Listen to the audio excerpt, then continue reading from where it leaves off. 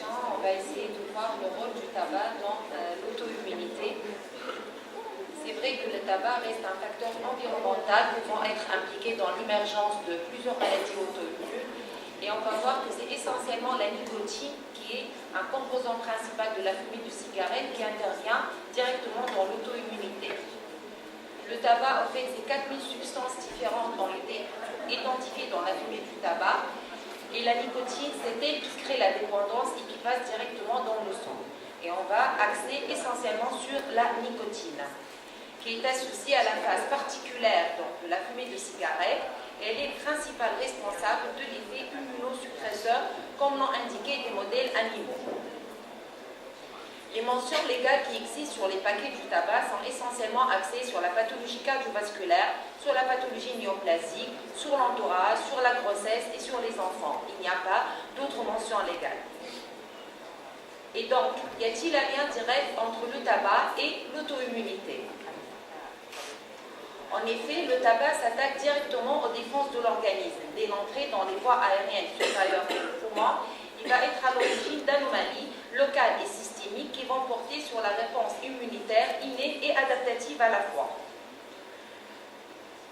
Au début, on aura une hypersécrétion du mucus, augmentation de la viscoélasticité, altération des cils avec métaplasie épithéliale et déhiscence cellulaire, sécrétion réduite des défensines, des collectines et des catélycidines, dysfonction des polynucléaires neutrophiles, vont apparaître par la suite des phénomènes oxydatifs avec libération du stress oxydant, colonisation, invasion, agression, tout découle donc des complications infectieuses, libération de néo-antigènes, et ces néo-antigènes vont être présentés par la cellule présentatrice de l'antigène et vont être à l'origine des dérèglements immunitaires.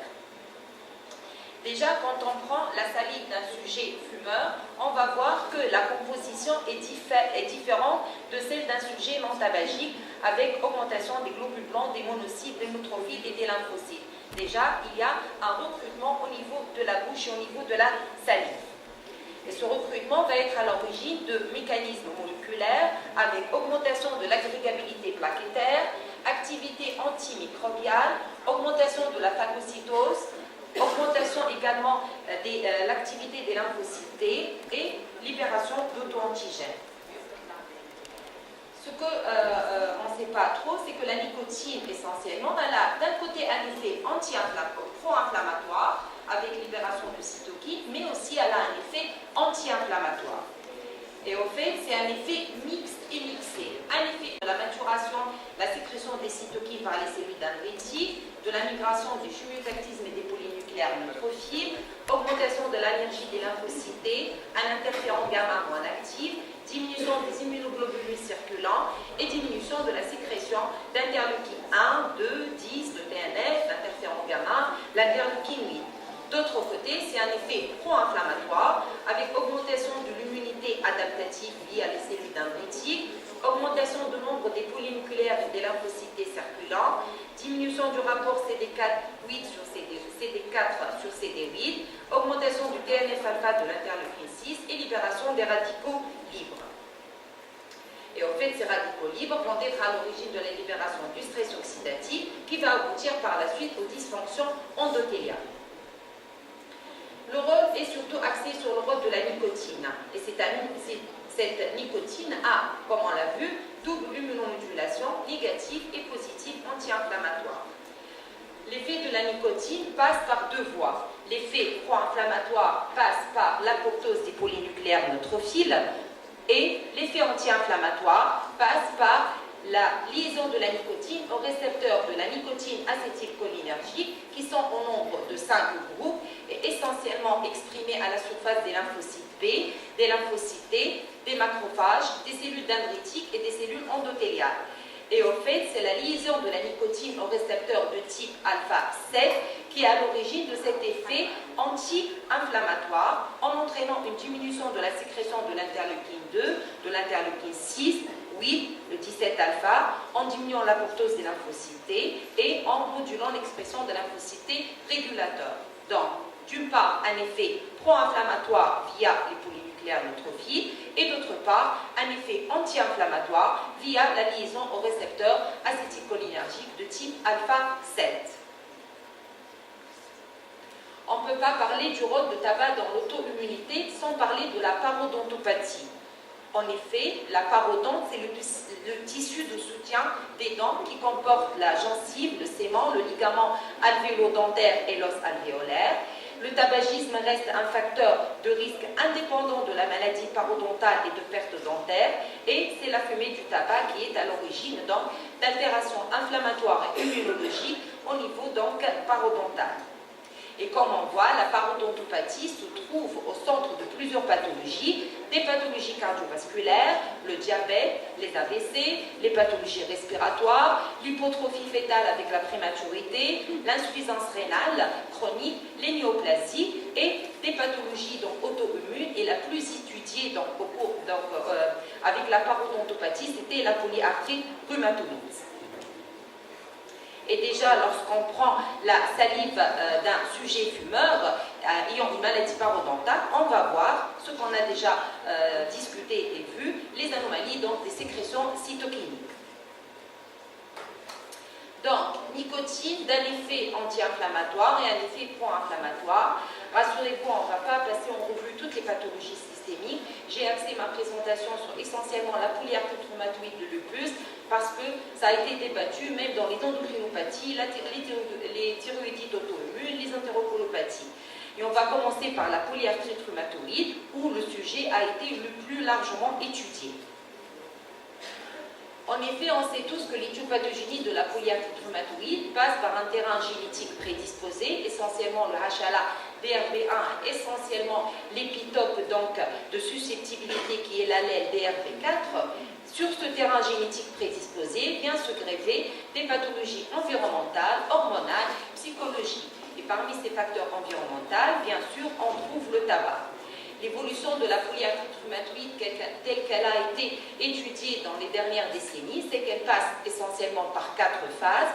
Nous, on arrive heureusement à voir les malades actuellement au stade de pré-polyarthrite rhumatoïde ou d'arthrite indifférenciée, récente, mais l'APR va passer initialement par un stade de susceptibilité où on n'a aucun signe d'auto-immunité. Par la suite, c'est la phase préclinique de polyarthrite rhumatoïde où on a des manifestations auto-immunes asymptomatiques et où commence la citrullinisation et l'apparition d'anticorps anti-CCP.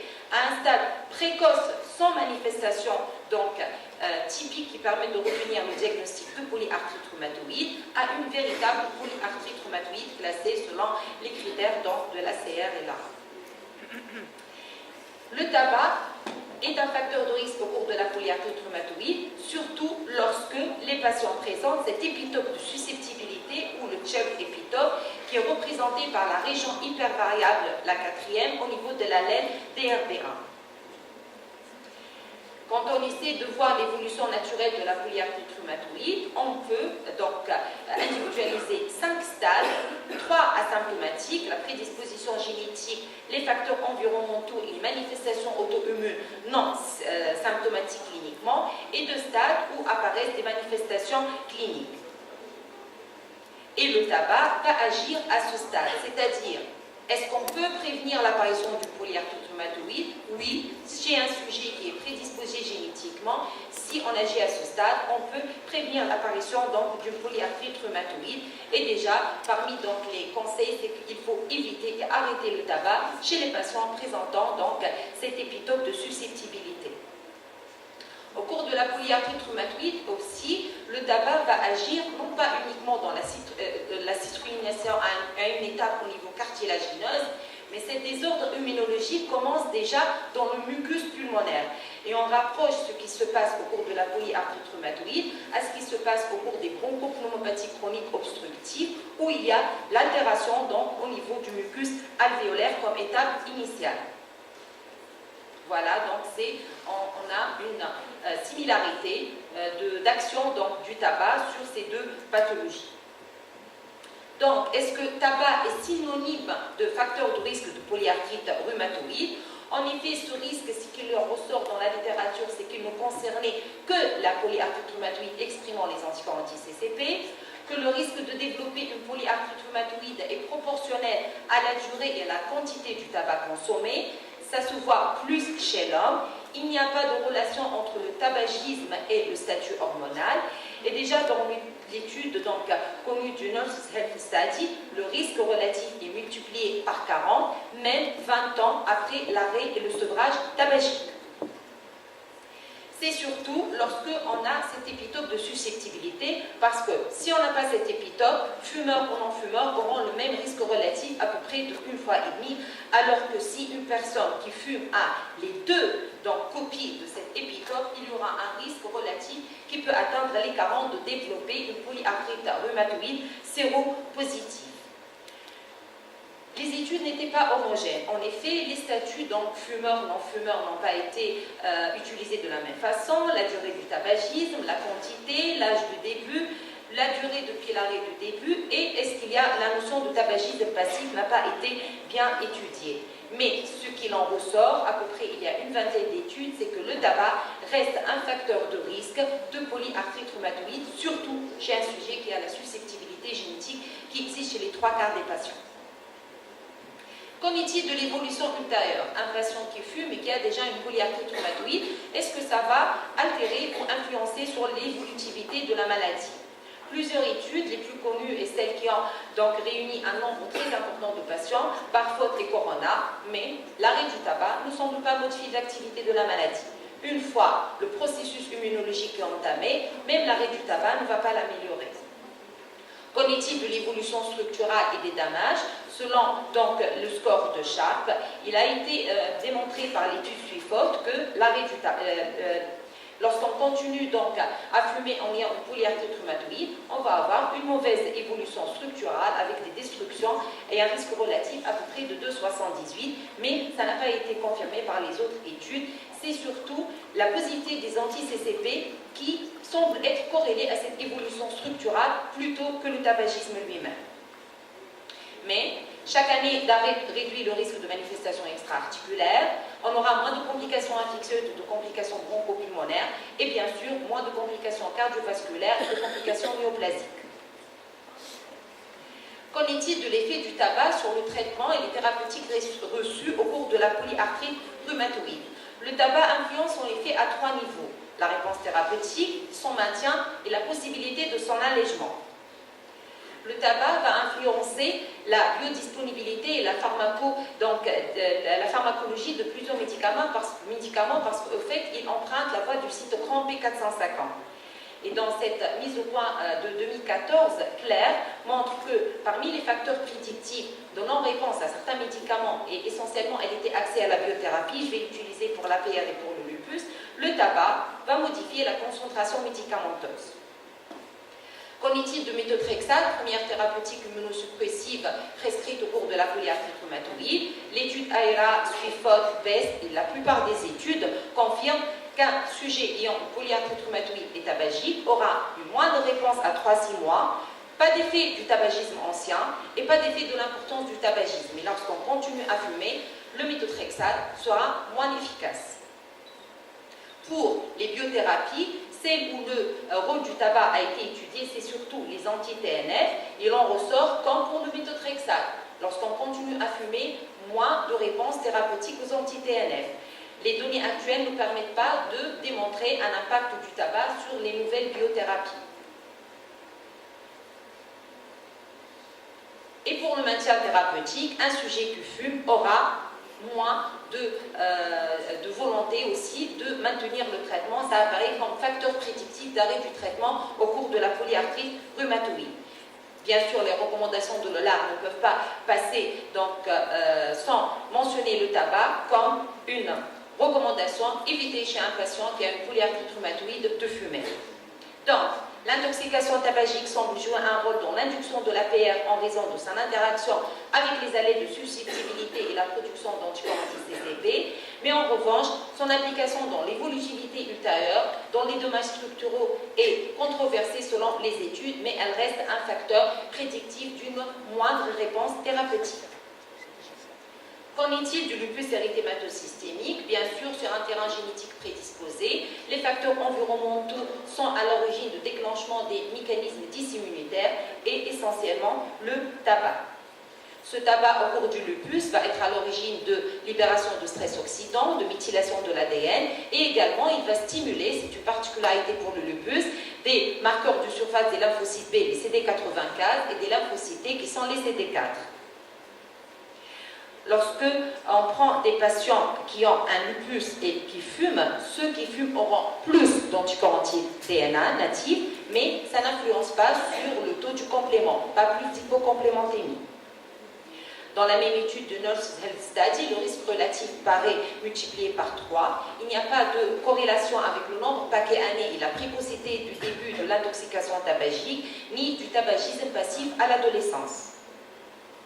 La plupart des études s'accordent que le tabac est un facteur de risque de lupus érythématosystémique avec un risque relatif qui a été significatif dans toutes les études, qui peut atteindre même les 4 et les 5. Et lorsqu'on prend des sujets qui n'ont jamais fumé et des sujets qui fument, ils ont un risque relatif dans cette étude. Donc, une revue de la littérature, 27 articles, les sujets qui fument ont plus de lupus et d'anticorps anti-DNA par rapport aux non-fumeurs. Donc, c'est un effet immédiat, comme la polyarthrite rhumatoïde, sur un terrain génétique prédisposé, c'est un starter.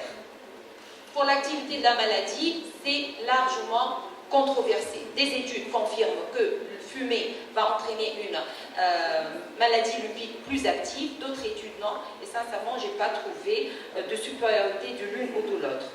Pour les manifestations cliniques, ce qui est admis, c'est que le tabac va être à l'origine de manifestations de poussée cutanée, de manifestations thrombotiques, pas d'effet sur les manifestations rénales et neurologiques. Ça a également un effet sur les dommages ultérieurs, sur la morbimortalité ultérieure. Déjà, c'est une pathologie où l'athérosclérose est accélérée. Là, je n'ai pas débattu le rôle du tabac dans l'athérosclérose, mais c'est une pathologie connue. Et par la suite, c'est une mortalité par ces complications cardiovasculaires qui a été confirmée dans 3 études sur 5. Bien sûr, quand on dit lupus, on dit également anticorps antiphospholipides, où le tabac va être incriminé dans l'agrégabilité et dans le thrombose. La deuxième vague, c'est le secondite qui apparaît de plus en plus récemment. Qu'en est-il de l'effet du tabac sur les thérapeutiques administrées pour le lupus? On a vu pour les biothérapies le méthotrexate, mais c'est surtout les antipaludiens de synthèse. Il est admis, d'après cette revue de la littérature réalisée par Chassis en 2015, 10 études, 1400 patients fumés et à l'origine d'une diminution de la concentration du plaquenil ou de la nivaquine et donc d'une mauvaise réponse thérapeutique et d'une mauvaise évolution.